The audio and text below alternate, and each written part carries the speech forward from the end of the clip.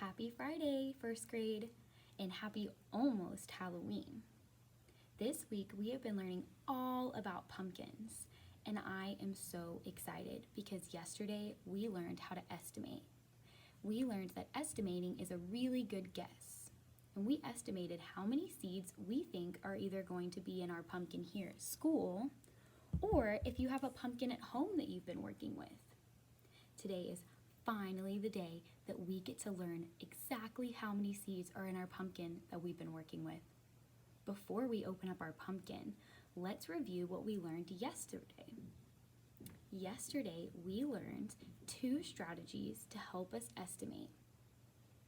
The first strategy we learned was to count the lines on the outside of our pumpkins. We learned that the more lines are on the outside, the more seeds are in the inside. I am thinking there are a lot of lines on the outside of this pumpkin here. So I'm thinking that there are going to be a lot of seeds on the inside. If you have a pumpkin at home, what do you think? Do you have a lot of lines on the outside of yours? Or not? What does that mean? The second strategy that we learned is that the smaller the pumpkin is, the more seeds on the inside of it. Now we looked at 2 pumpkins yesterday, this one and a little itty bitty one that was painted. And I'm thinking that since that itty bitty one that was painted is smaller, it's gonna have more seeds. I don't know. How many seeds do you think this is gonna have? What was your estimate yesterday? Okay, are you ready to find out how many seeds are on the inside of our pumpkins? Before we do, let's go over some do's and don'ts for opening up your pumpkin so that we can be safe while we're doing it and having fun. Rule number 1, always have an adult with you to help you open up your pumpkin. We're going to be using some sharp objects to open it, so you need to have someone at home that can help you do that. Now that you have your adult, you're ready to get the materials you need to open up your pumpkin.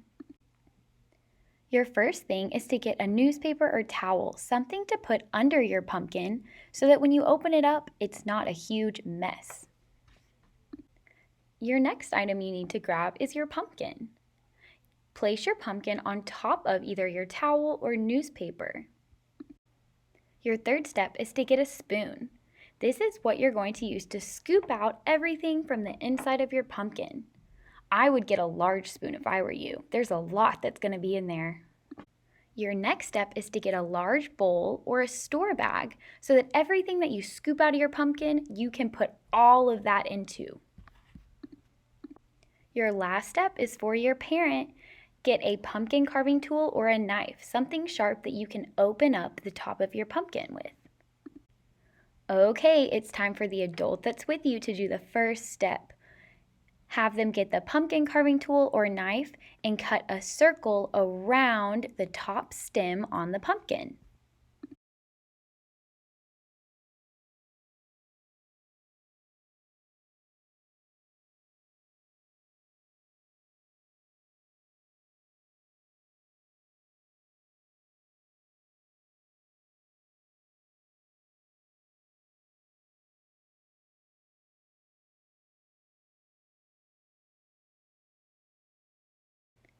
Now I want you to carefully grab onto the stem of your pumpkin and take off the top of it.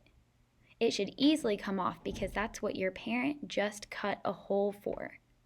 Once you take the top off, you're going to use that big spoon to scoop all the insides of your pumpkin out and put that into your bowl or grocery bag.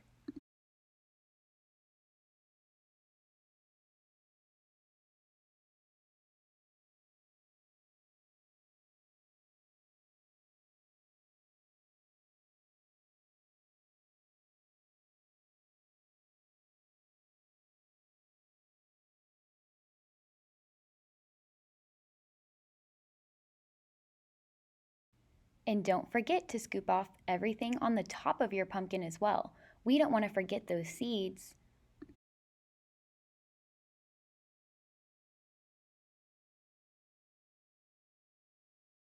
I have all the insides of my pumpkin in my bowl.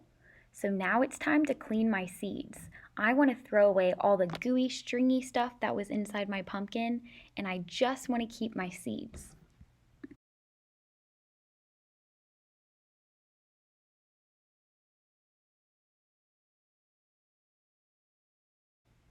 Now that my seeds are all cleaned, it's time to sort our seeds so that we can start counting them.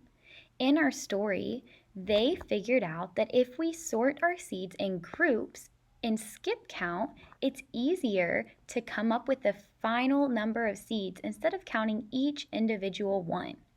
We are going to sort our seeds in groups of 10. I just finished grouping my pumpkin seeds into groups of 10. Look how many groups of 10 there are. I'm thinking there are going to be a lot of pumpkin seeds when we finish counting them. What do you think? It's time to count our pumpkin seeds. Remember, we're skip counting by 10. Will you skip count by 10 with me?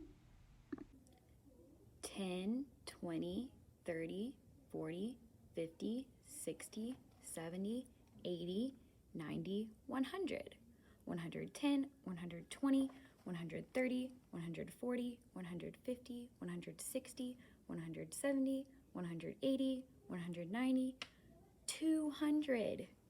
210, 220, 230, 240, 250, 260, 270, 280, 290, 300, 310, 320, 330, 340, 350, 360, 370, 380, 390, 400, 410, 420, 430, 440, 450, 460, 470, 480, 490, 500 seeds. 510, 520, 530, 540, 550, 560, 570, 580, 590, 600 seeds.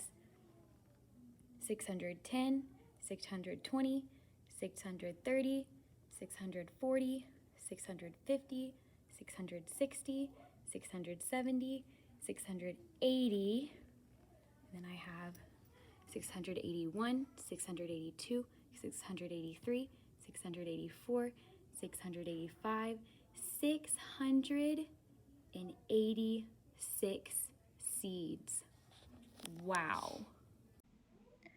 Can you believe that there were 686 seeds in our pumpkin? I am so glad that we didn't count by one and we decided to count by tens because that would have taken a long time. This week we have been working with pumpkins. Today we finally got to figure out how many total seeds are in our pumpkins.